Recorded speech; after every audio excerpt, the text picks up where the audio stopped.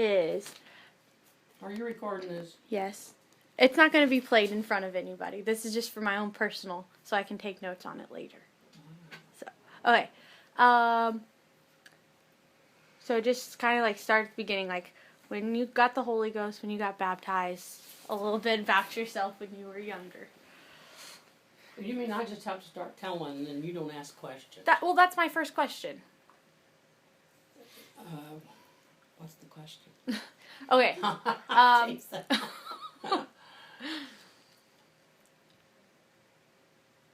Say it again. Okay, so just kind of like when you got the Holy Ghost, when you got baptized, that kind of thing. I got baptized when I was 6. And I'm not real positive, but I think I was about 9 when I got the Holy Ghost. Okay.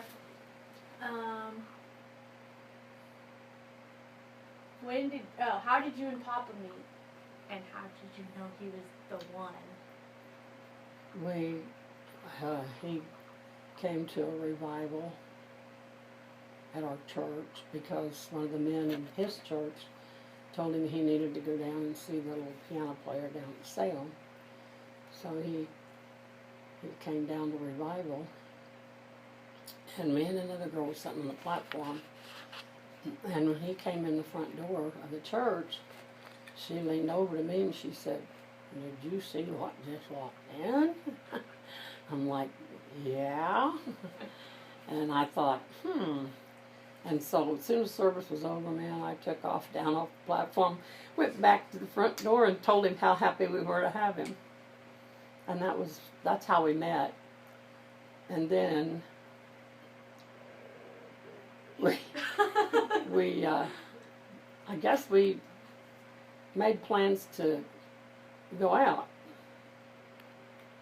And he came down he stood me up. And what had happened was, he came down, I was all ready to go. He never came, never did come. And what had happened, he couldn't find the house, so he wouldn't stop and ask questions. So then, we didn't see each other still for a long, 8 or 9 months? Yeah. And we had another date set up, and so he came down again, and I was dressed, ready, and he wasn't coming, so we had a front porch, and I went on the front porch, and I thought, he may be still looking, so Nana came out there with me, and I was watching out the door, and Nana opened the door a little bit, and we was looking, we saw a car coming pretty slow. I said, "I think that's him. And she's like, "Well," and I pushed her out on the porch. I pushed her right on out there, and she waved. So then he came in, and that's when it started, I guess. So we started dating, and what was it, 10 months later we were married? Something like that. I was 17 and he was 18. Everybody thought we was crazy. But you made it. And how many years have you been married now? 52. 52. A long time. Yep. When did you first start feeling called, or how did you know you were going to be involved in ministry? Well, I loved music. I loved being the center of attention. And I loved being involved in things. And I was such a good piano player that I knew, surely, that I was going to marry a preacher. And so I never thought a whole lot about it, except I just figured I'd marry a preacher. Well, I didn't. And I'm like, I met him, fell in love, so we got married, and I was fine with that. We living in Salem, I played piano at church, and just not a big deal, but then we moved to Florida. And I think down there we just started getting more involved in church and buckling down more to living for God. Not that we were doing anything wrong, but we just got more serious about it. And that's when Papa told me one day that he felt like that he was called to the ministry. Well, I about laughed. I didn't, but he couldn't even hardly give a 5-minute testimony. He just, I'm thinking, oh brother. And then I said, well, what do you think, where do you think we'll end up? And ultimately he said, I feel like we'll eventually be pastor in Iowa. So anyway, that was about the first time that we began to talk about it. So we sold our house, moved to Tyler, Texas to help in a home missions work there. And we were there just a short while, and we got a revival up in Illinois, so we took off up to Illinois, and he quit his job with Stairs, and we started evangelizing. He worked for Howard, and that's where it all began. That we only had Tracy and Guy at that time. When did you guys come to Iowa, and what made you guys come to Iowa and start doing? Well, we thought that we was going to be in Iowa still, but when we quit, when he was working for Howard, we bought a place that lived in Salem, and it wasn't long till the pastor in Iowa, Grady Brown, who knew Keith and everything real well, he came down and asked us if we would consider, if Papa would consider being his assistant. And so, honestly, we probably didn't even pray about it, because we just knew that was, there we go, there's the door open, we're going to go to Iowa. And so we went to Iowa, and I don't know how long we were there. It wasn't a year, I don't think, was it? Just about a year. Just about a year, and things kind of went south as far as the church, and so we ended up going back to Salem, and we were there a little while. I don't know just exactly how long, dates are kind of unclear, but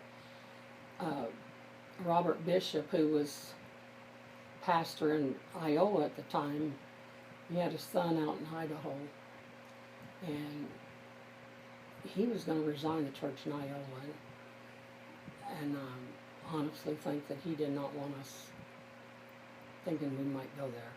So he tried to talk us into moving out to Mountain Home, Idaho, and starting a church out there. So we went out there for a week, and so anyway, long story short, we came back. We didn't go back. Well, then Iowa came open, and Papa let it be known that he wanted to try out for it. So he tried out, and I think Brother Glasgow tried out. And I don't know if there's anybody else. There was an interim pastor there, maybe Joe Farino. I don't know, but by then, the church was down to about 15, 20, because when things went south and the church split and so forth. So we went in 100% vote, and that was in December of '79. Stephanie was 8 months old. Her mom was 13, Guy was 10, and Wade was 4. That's when we went to Iowa. So we about missed the will of God, because we thought we knew. We just got ahead of God when they asked us to come to Iowa the first time. Although that might have been a stepping stone, but it was pretty stressful when the church was going through things. So. How did you balance being a pastor's wife and having 4 kids too? How'd you? Well, by the time I was a pastor's wife, your mom was 13, Guy was 10. Your mom helped me a lot with Stephanie and Wade, and plus we homeschooled our kids. But at first, when we first started pastoring, the church was a little small, and I had the senior class, or actually the older kids. And at first, I just had 2 kids. It was Tracy and Guy in my class. And so there wasn't as much to do, although Papa was working at that time driving to Centralia at Sears. And it was hard. It was hard at times. But we were young, and we were able to have the strength to do it. And we went to rallies just about every time there was a rally, and we traveled here and there with the kids and never thought anything about it. And then as the church began to grow, of course, the children were older, and they became as much involved in the ministry as we were. So it's kind of a family affair, actually, as it went along. So I had lots of help in that way. And then eventually my Nonna and Grandpa came, and then they were a big help. So and we had good people there to begin with that stuck by us and helped us out tremendously. So Nonna and Grandpa came how far into? Let me see. I'm trying to think what I I'm think. just curious because, like, for some reason I thought that they were like there the whole time. Oh you no, guys they were in pastored Iowa. in Tuscola. Okay. Then they left Tuscola, went back to Salem, and then they pastored in Farina. Really? Yeah. I never knew that. Oh, you didn't? No. Yeah, they lived in Farina in a big old 2-story house there, and they pastored Farina. And they moved. You know, I don't know if they pastored Farina and then Tuscola. I think it was Tuscola and then Farina. Anyway, I was just trying to think how old the kids were.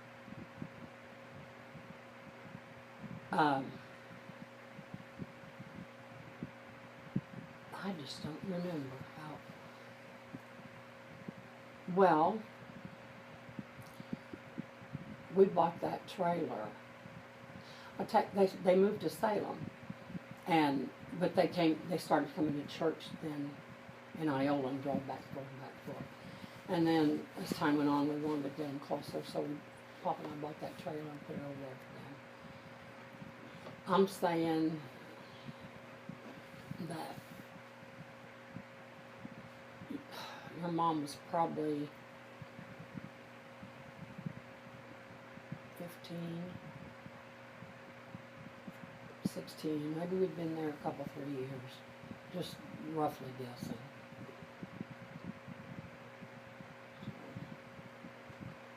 Went through a lot of hell the first, second year.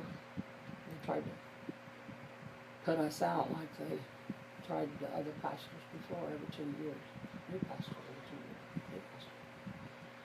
And Papa knew God had called him, so he just dug his heels in, and he said, I will leave here when God tells me to, and not So that's where I get my stubbornness from? They contacted lawyers. We got letters from lawyers. Oh, wow. Oh, yeah, they had a lawsuit. They really tried. Oh, well, they had a lawsuit against him for defamation of character. And it's because he addressed an issue in the pulpit on a Sunday morning.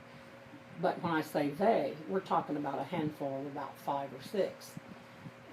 But we still had, like, Tom and Janet and Don and Sarah and whoever all was there. I can't remember. Brother, Sister Smith, Yeah, Lila Smith. Frida, Deb. Yeah, anyway, they were all there, and so Papa just told the church, he got the church together, and he told them what had happened, and he said, I don't want you telling a soul.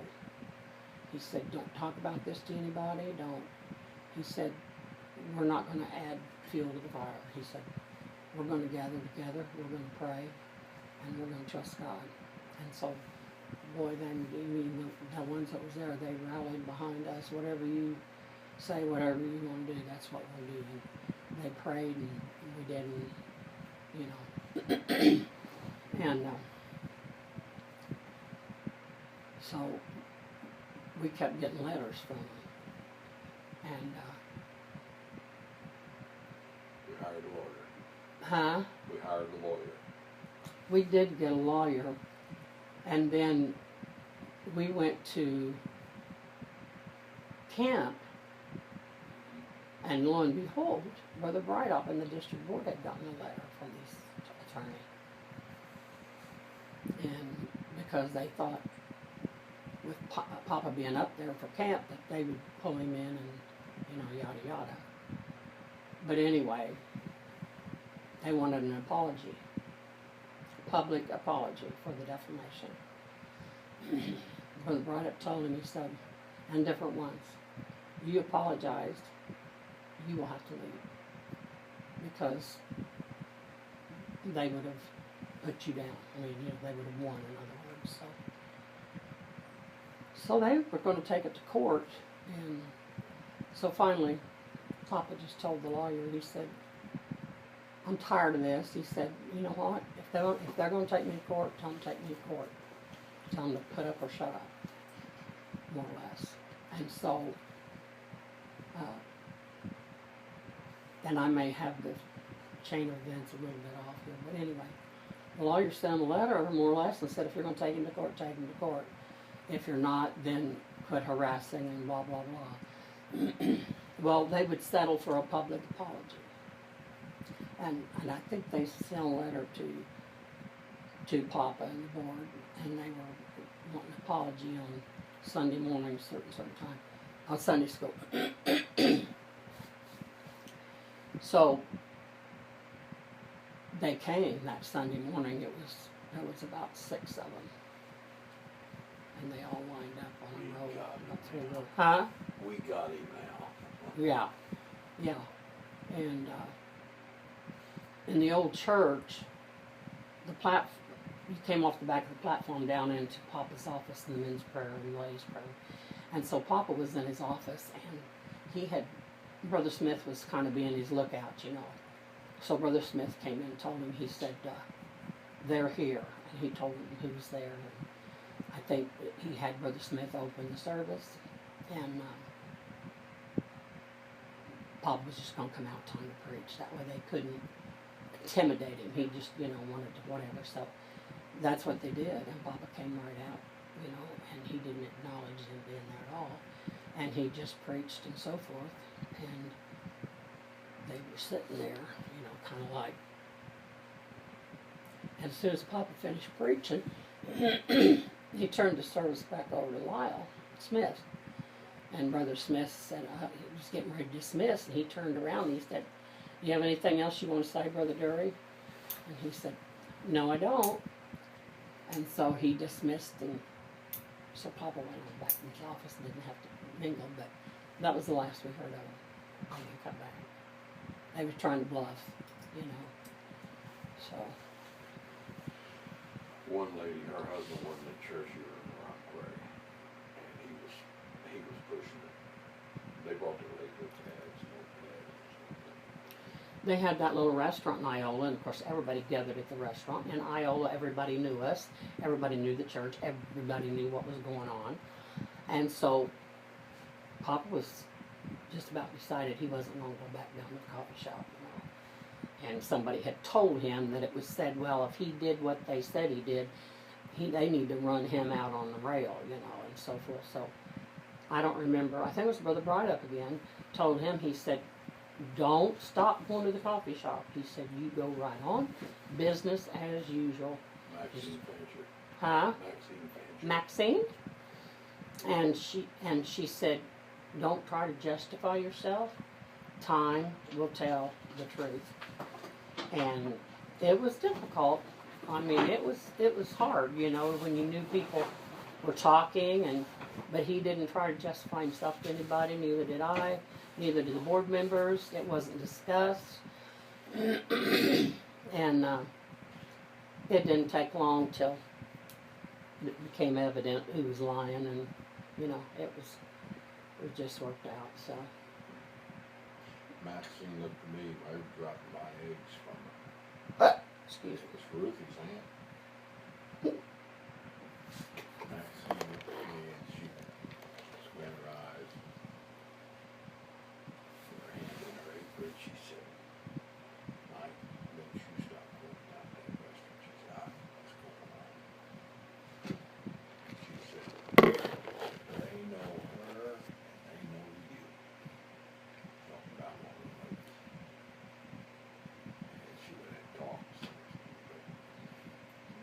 full of wisdom, she was. All of them are dead and in the grave, aren't they? Yeah. Did any of them ever come back to church? Oh, You know, yeah, they did. years later. One of them was Janet's grandparents, or grandmother at least. And I think Peggy Stevens came back to church a few times because then she staged that little passing out. You remember Yeah, that? she sure did. And like she was just. So by, and none of our people gathered around. Oh. Some of her cronies. But anyway. The last time she came. That was quite an experience. And we didn't tell our kids. We didn't want our kids to know it. Well, lo and behold, Mary Jo called the house because Papa had talked to the church. Apparently Evelyn Jolliffe must have told Mary Jo what Papa said. That he was being, the church was, that he was being sued for defamation of character. And Mary Jo called the house and your mom answered. She's like, I can't believe that Peggy Stevens is going to take your dad to court. And Tracy's like, what? And she's, oh, you didn't know? Tracy said, I don't know what you're talking about. Oh, I was so mad at her. You know, you don't call on... Yeah. So then we... Let the kids down and talk to her. Yeah, especially the older two. The younger two didn't really know all about what's going on, which was fine. So, yeah, it was quite a ride, but, you know, we stuck it out, and then God bless, and after they left, that's when we started growing, and the church started growing. It's like Papa plowed through that bitter root that was, you know, given all kinds of problems. Were they that group, were they the ones that had ran all the other pastors out? Pretty much. Ruthie's mom and dad was involved in that too, somewhat. And Emma Smith, she, as Ruthie said, Emma made the bullets and Dad fired them.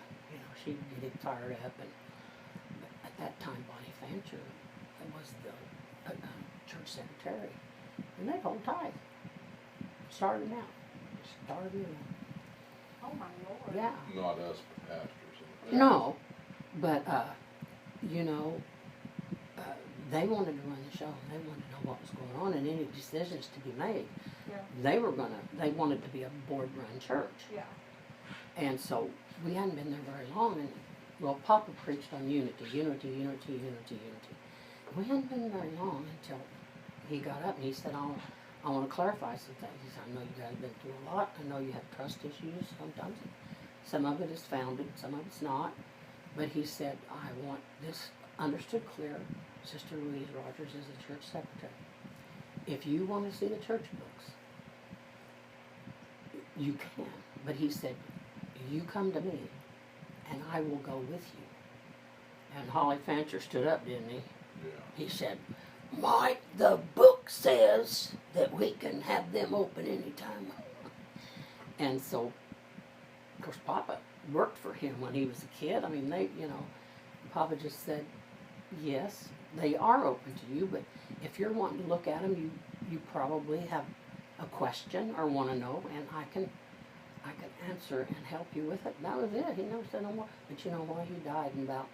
He died in February, I believe it was, or got sick just a year after we were there. Oh, a year and a half, okay.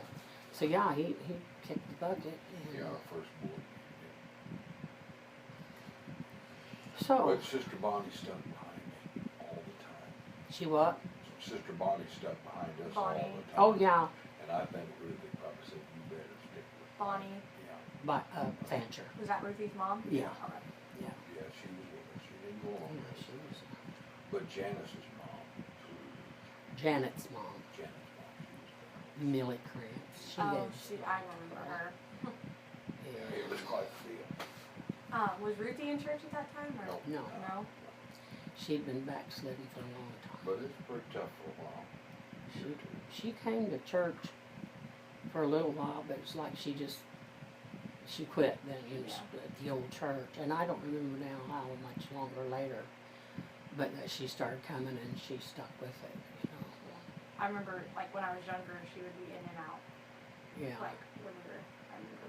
She'd come visit. Yeah. She'd come pray a few times. She what? She'd pray a few times. Yeah, but she just couldn't completely let go.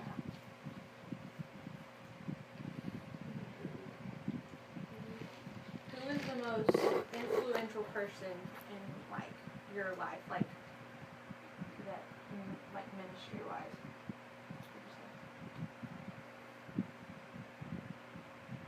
It's kind of hard to say. I guess I'd probably have to say Sister McElhaney was my pastor in Gainesville. And the way she influenced me was not so much what she said, but her mannerisms. She was very patient, very sweet. Hi, are you Miss Phyllis? I'm fine. How are you? You're gonna say hi. Okay, so, So we were talking about Sister McElhaney. yes. And it wasn't so much what she did, said, as much as I saw how she acted as a pastor's wife, and she was always very sweet, kind, not judgmental. Her husband could be kind of brash, and she just always flowed with it. And when we started pastoring, when a situation would come up that I was involved in, I would always think, oh, what would Sister McElhaney do, or what would Sister McElhaney say? Since she affected me a lot in my life. I guess I'd have to say Judy Dowdy did too, but it was when I was much younger. She's the one that, pushed and got me to plan and all that, so. Can't think of anybody else. I mean, there's lots of people, Yeah. but I meant just Like, those are your that's two yes, stick out the most. yeah.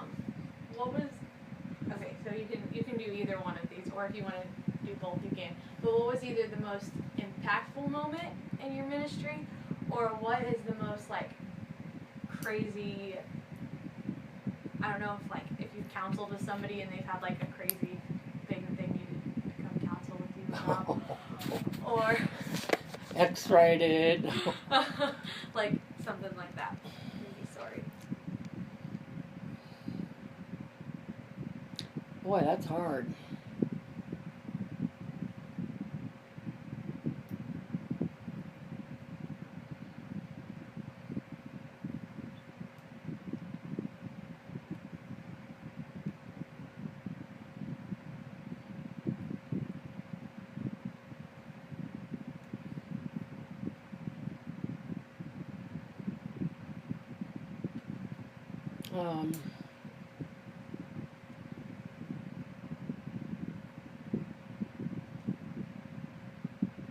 Well, there's been lots of things off and on, conferences I've gone to, ladies' conferences that have been impacted. But I guess any one single thing I can think of, and this was when we still lived in Florida, and we had gone to Jacksonville to a service, and I don't remember now who was preaching, but I do remember that he talked about him and his wife. I guess maybe they were going to the mission field, or they were going to make a move, and they had to sell everything, and she had a baby grand piano that was just her pride and joy, and because she wanted to do God's will and do, she was willing to sell that and so forth. So yeah, and the way the service went, it was just like service that just made you want to completely give everything over to God, And I remember when I went up to pray, because I'd been in church for a long, long time, but I just felt such an urgency of committing everything to God, and felt really like I'd never felt almost like I was just starting all over again. Just got the Holy Ghost, just a new page or something, you know. And I would say that really impacted my life then, back before I really started pastoring or being pastor's wife.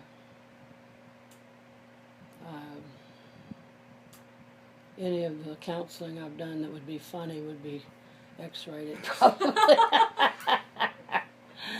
So that's about it. That's about it. Oh, did you have like one moment that like you can say like made everything worth it? Like all the stress of everything. Oh wow. Like just one that sticks out in particular that was like you can look at it and be like, because of that, if nothing else happened because of that moment, like it would all be worth it. Well, I can't think of a moment. Or just anything that's happened that you can like just be like, nothing else ever happened, because if that was the only thing that ever happened, that would be that my whole family lives for God, and all my children stayed in church, and their spouses, and all my grandkids are in church and seeking after God and living for God. That's the bottom line. You go to church. There's a saying, and I used to have it in the living room: have no greater joy than to know my children walk in truth. And they stayed in church when a lot of the kids that they grew up with are no longer in church, you know, but because we kept them in church, and there was a lot of things they went through they had to put up with because of being pastoring and so forth. But then when I look around the platform and I see all my grandkids and everybody, they're up there helping put it over, it's like, that's what it's all about. Made it all worth it. We could have given in so many times for different things, but we didn't, and so I guess that would have to be what made it worth it. Could have all looked a whole lot different. Hmm? It could have all looked a Oh whole, my like, goodness. a whole lot different. Like, what was the other church that they were trying to get you to take in Iowa, or starting a church in? Yeah. Can you imagine? Oh Lord. What would it have been like? Yeah. Yeah, that didn't last either. My last question is, what advice would you give to like young ladies that are wanting to go into ministry? Like, just what advice would you give? What? Papa said, run. I would say always keep in mind that God's first, but your family's second. And then church comes after that. Don't sacrifice your family for what you're doing in the ministry. And don't try to be all things to all people and fix everything, because there's just some things you can't. And it just causes added stress when you try to take on more. And for a pastor's wife, your main responsibility is your husband and your family. And then whatever else you do later. And seek wise counsel. Have somebody that you trust, that you know that you can run things by, and that you know be a true friend that won't betray. And that's probably about one of the best things that you can do, I would think. There's lots more, but that's just, trying to pick the highlights. I think that's all my questions. Were the answers sufficient? Yes, they were. You don't play that for nobody else. I'm not going to.